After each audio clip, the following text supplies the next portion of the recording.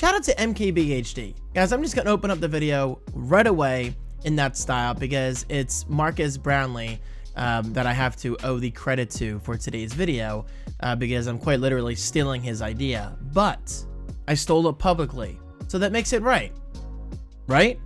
Okay, but seriously guys, I posted on both X and Threads that I want you to give me your best and worst tech hot takes. Your best and worst hot takes related to the tech industry, whether it's Apple, Google, Android, iOS, video games, the latest sex toys, whatever. You know, like if it's technology, I want to hear about it. But first, before we get into the hot takes, I would love to thank today's sponsor, Anker. Shout out to Anker for sending out this neat little gadget to me because I have been absolutely loving it. This right here is the Anker MagGo. It is a 15-watt, ultra-fast magnetic wireless charger that features a neat portable design that actually folds and unfolds per your convenience. But not only that, it also charges 3 devices at once. Okay, so first of all, it charges your iPhone, any MagSafe compatible iPhone that is, and well, you just magnetically attach your phone to the charger after you unfold it. Boom, like that. It is so incredibly easy. But not only that, you can also rotate your phone to the side to use it as a nightstand holder, which is actually really awesome. So this means that you can rotate your phone, use it in nightstand mode, and charge it all at the same time. In addition to 2 other devices, in this case, your AirPods, which are right here. These are AirPods Pro. You just sit them on the base and you're good to go. And finally, if you flip out the Apple Watch charger, it's just that, an Apple Watch charger. So guys, this means I can charge my iPhone, my Apple Watch, and my AirPods Pro all at the same time. But best of all, and guys, this is my favorite feature, when you're not charging, you simply fold it like so, and you slip it into your pocket, and you are on the go. You are ready to travel. Because, well, let's face it, why would you want to bring around 3 separate cables when you can just use one USB-C cable? Anyway, guys, it's pretty obvious by now. I am absolutely loving the Anker MagGo. A huge thank you to Anker for making this video possible. I appreciate it. And of course, if you want to buy one for yourself, check out the link right below. Okay, so jumping back into the video, I'm going to open up Chrome here.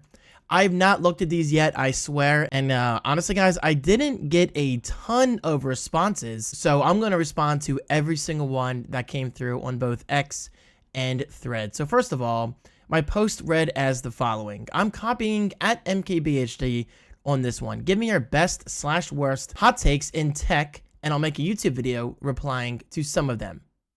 This should be fun. Okay, but seriously, I'm going to respond to all of them because, again, I didn't get an insane response. So first of all, shout out to Rain at I'm a Backseat Boy on X. Rain says, I think Apple should invent a Touchbar Bluetooth keyboard meant for the iMac. I think the Apple AirPods Max are the best headphones by far from Apple, but I think the new Apple Vision Pro will be a different kind of tech. Time will tell where that leads though. Okay, so I'm going to start with the second part of this. Rain, excellent points, and I completely agree. The Apple Vision Pro is in its infant stages, meaning we don't know what it's going to become. You know, I mean, it's kind of like the iPhone and Apple Watch all over again. It's a brand new category for Apple, that is. Now, obviously, VR and AR headsets have been around for years, literally years, but this is Apple's first take at this category, and it's a big deal. Now, do I think the Apple Vision Pro is impressive? I've made this very clear, but I'll say it again. Absolutely, yes. The technology is absolutely mind-blowing. It's beautiful. Do I want one? Yeah, I would love one, but I don't exactly have $3,500 plus tax to spare. So it is what it is. I'm going to have to be patient. But am I a big believer in the Apple Vision Pro right now? Honestly, no. It seems kind of gimmicky. It doesn't know what it wants to be. I think Apple is trying way, way, way too hard with this thing. And I think they should have started at the other side of the spectrum, meaning just start out with something small. Start out with something that does something basic, like the Meta Ray-Bans, which I think are incredible. Now, I don't own those, obviously. I just have boring old dude glasses. But I would love to buy myself a pair of the Meta Ray-Bans eventually. But anyway, as it stands right now, I do think the Apple Vision Pro is incredible. But like you're saying, it's going to take 2 or 3 years for it to figure out what it wants to be. Okay, so going back to the first part, I think Apple should invent a Touchbar Bluetooth keyboard meant for the iMac. I don't think so, honestly. I mean, I respect your opinion. That's the whole point of a hot take. But the whole Touch Bar thing absolutely bombed for Apple. And I actually have a MacBook Pro with Touch Bar. I don't talk about it often. It just kind of lives in the basement because it's my dedicated machine for importing my old VHS footage. Do I enjoy it? Yeah, of course.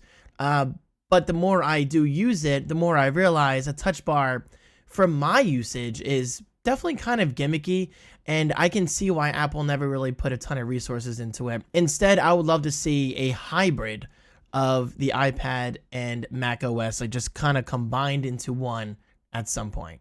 That right there, I think, could be absolutely huge. But a Touch Bar Bluetooth keyboard, I think it would be a waste. Okay, Matthew McKay at McKay Mania on X. Matthew, a fellow Kick viewer of mine, thank you so much, Matt, for your support. Matthew says, Apple should make a foldable phone. Sorry. I'm not on the foldable phone train. My dad has the Galaxy Fold or whatever it's called, and she's thick. I'm not a fan of thick devices, especially ones that you have to put in your pocket. And even then, when it's folded, it's so tall and narrow. For me, personally, I'm just not interested one bit. But there clearly is a market for foldable phones.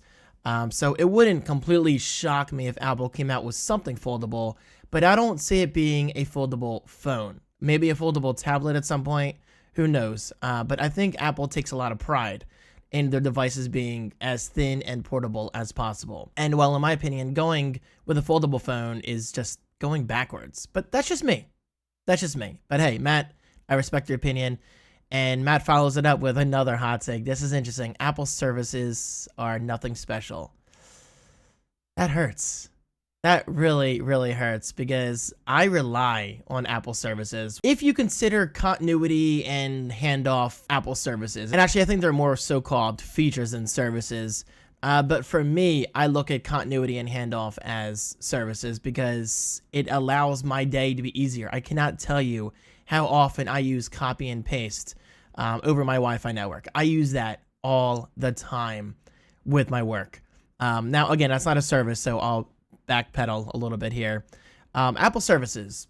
What do you mean by that? Like Apple Mail, iCloud? I love iCloud. It's not perfect, but damn, I cannot tell you how often I rely on iCloud. I have all of my Photoshop files in the cloud, and accessing all of my files between my phone and my MacBook Pro and my iPad is a godsend. So, in my opinion, iCloud is absolutely a special service. I use it. I love it. I rely on it. Anytime I rely on a service, to me, it's special. And well, hey, you just got to step back and say, well, what if those services disappeared one day? How would my life change? And man, let me tell you, if iCloud ever went away, my workflow would dramatically just downgrade altogether. But hey, that's a good hot take. Man, I respect it. Next up, Benjamin Fakidi, probably saying that wrong, at Tracing Ben on X. Apple is looking to introduce the Apple Car in 2028. That's a good one.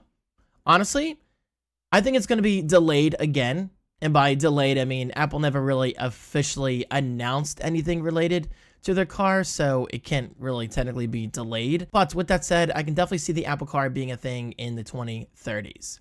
2028 just seems too soon, especially with all the focus they're putting into Apple Vision Pro. Lambo, at Lambo Creeper on X. I miss the Touch Bar. Man, you guys really love that Touch Bar. I use this significantly more than I use the Function Row. That's interesting. If Apple sold a Magic Keyboard, I just combined words. Magic Keyboard with Touch Bar, I'd buy it. Wow. Okay, so Lambo, you are directly in line with Rain. I could be wrong. Maybe there is a market for a keyboard with a built-in Touch Bar. I don't know. Now, me personally, I would never really use it because I barely use the Touch Bar on my MacBook Pro as it is. Now, is it fun to use? Of course. Honestly, guys, it's really fun scrubbing the audio, scrubbing between your photos and videos. Like, that is really cool. But I'll say it again. It just feels gimmicky. But Lambo, great post. Holly, at Holly Brandon on X. Holly says, best take in my opinion. Here we go, baby. We're talking about some gaming. The Nintendo 64/PS1 are some of the most important consoles in video game history because of the jump to 3D to the mainstream. Worst take, I'll stand by. Okay, well, hold on. Let's start with the first one. I agree. Nintendo 64/PS1 era will always be a favorite era of mine. Many of you are way too young to understand, but let me tell you this right now. Playing the PlayStation 1 for the first time and N64 the first time, for me, are some of the best gaming memories I will ever have. I didn't own a PlayStation 1 on day one, but thankfully we had a neighbor down the street, literally down the street, who did own a PlayStation 1. And I will never forget the sheer joy and excitement and awe that I experienced when I first played Jumping Flash, or especially Tekken, or Battle Arena Toshinden.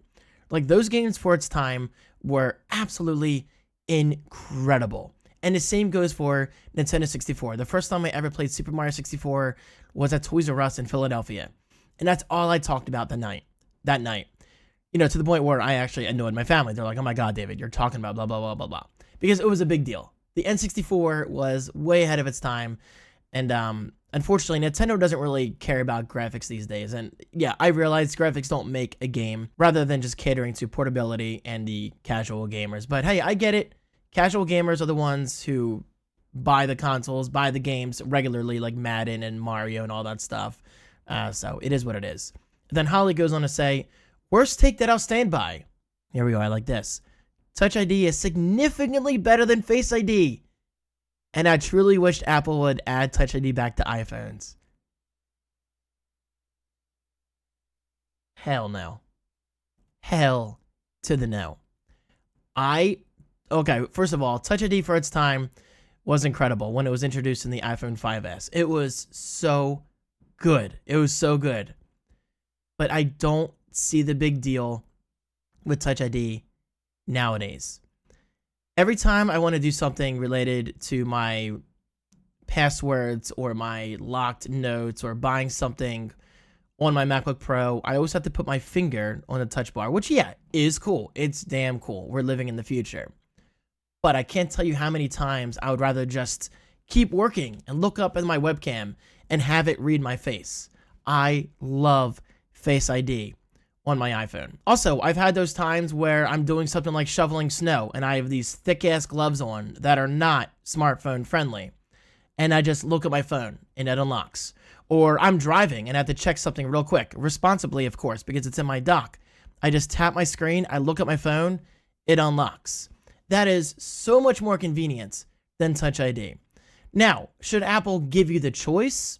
Maybe, perhaps, but Apple isn't the kind of company who has always combined two kind of metrics type technologies into one product. For example, never ever expect to get Face ID and Touch ID on one product. That's just not their approach. So me personally, I think Face ID is so much better. Now, Touch ID isn't bad, but in my experience, Face ID is far more convenient. Thomas Kellogg at East Coast Vlog on X says Samsung Foldables are overrated.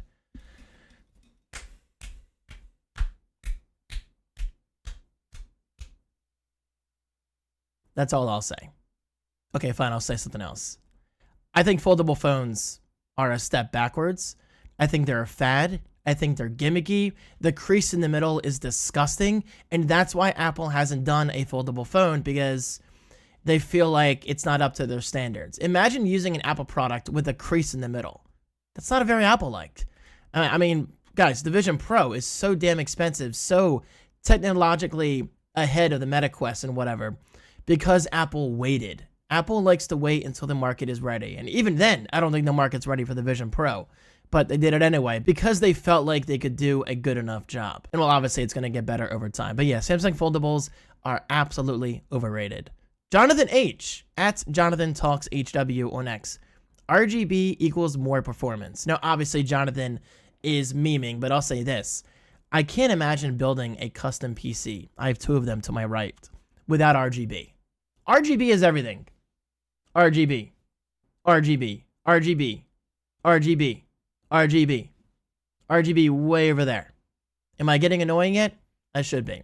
Anyway, guys, there you go. Those are the responses on X. And I have a whopping 1 response on Threads, which kind of tells you where X is compared to Threads. Threads is far smaller. But keep in mind, I have a lot more followers on X. Okay. Thomas Hayden on Threads. The mini iPhone line was the best. I would happily pay for an iPhone 15 Pro mini. Love that form factor. Interesting. iPhone 15 Pro Mini. Now, unfortunately for you, Thomas, that's never, ever going to happen. But I will say this. I actually used, what was it, the iPhone 13 Mini? I think it was the iPhone 13 Mini because our neighbor had one. And I was helping her set up her Apple ID, password, App Store, something like that. And when I felt that, she actually kind of laughed at me in a good way. Because I was so giddy, so happy, so amazed at the form factor. I'm like, oh my God, this thing feels incredible. And, you know, she was like, ha, David, you're so silly. But I was like, no, I'm serious. This iPhone 13 Mini felt incredible in my hand. Now, for me personally, it's way, way too small. I can't imagine not using a max-sized iPhone. I'm just so used to that larger screen. And even then, I wish the iPhone lineup was a little bigger, dare I say. But yeah, I mean, Thomas, that's a great hot take because I know for a fact a lot of people will agree with you. And I don't disagree with you because it was a beautiful form factor. It's not for me. But even then, I don't think it's big enough for Apple to warrant all the resources and costs that goes into making something that won't even sell. Because let's face it, people love their bigger iPhones. It's like Americans. Americans love SUVs. Me, not so much, but SUVs are insanely popular. So yeah, I mean, you got to look at it from Apple's perspective. Is it worth putting time and money into? Probably not. But then again, they brought back the HomePod, which still blows my mind. I can't imagine the HomePod selling tons of units every single day or week or whatever. But hey, this is Apple we're talking about. Apple always does things their way, and there's nothing we can do about that. Anyway, guys, thank you so much for watching. This is a lot of fun because I'm a very opinionated kind of person. Like, I have strong opinions, and believe me, that's gotten me into trouble in the past because in the past I was very closed-minded when taking Apple criticism and all that stuff. But videos like this are fun for me because it's my chance to respond and interact with you. So would you like me to do this again? Thank you guys so much for watching. And hey, let me know, are you buying the Apple Vision Pro? Would you like an Apple foldable phone? Do you think Apple should make a Bluetooth touch bar style magic keyboard? Which I don't see happening for the record, but clearly there's a demand for it. I'll talk to you guys soon.